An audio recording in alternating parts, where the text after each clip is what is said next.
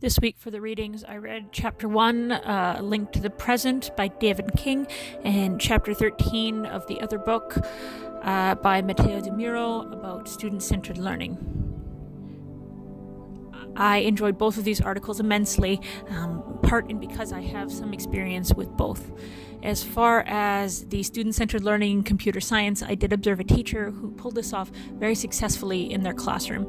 The students were so focused, in fact, and when they did stop to help one another, there was a calm and a quiet over the class, like they didn't want to break the focus of the room, so they were quite hushed about it. Every student was at their own pace, but the content that they covered, they learned more completely, and the regular checkpoints and mini lessons that the teacher enacted in her classroom worked very well. And I hope that if I do get to teach a computer science class one day, that I can implement something similar.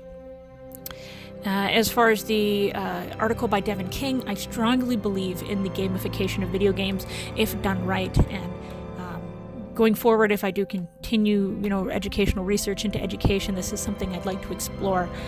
I'm playing Abzu right now, which is a very interesting game with a lot of sort of ties to real-life biology and evolution and ecosystems and climate, as well as being a kind of a whimsical fantasy-based game.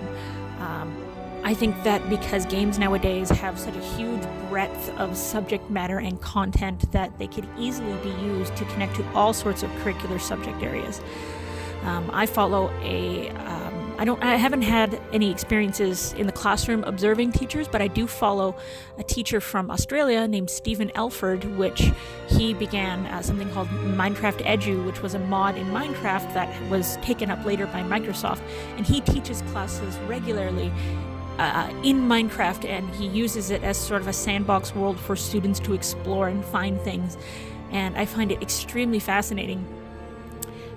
But I think games can be used to explore ideas of morality and ideas of story building and pacing and critical problem solving and review and even journalism and politics, because a lot of games are very deal with topical, pertinent subject matter of today. History, how to form an argument, all of those things can be used by choosing the right game and knowing that world and knowing how to pull from it to help students learn.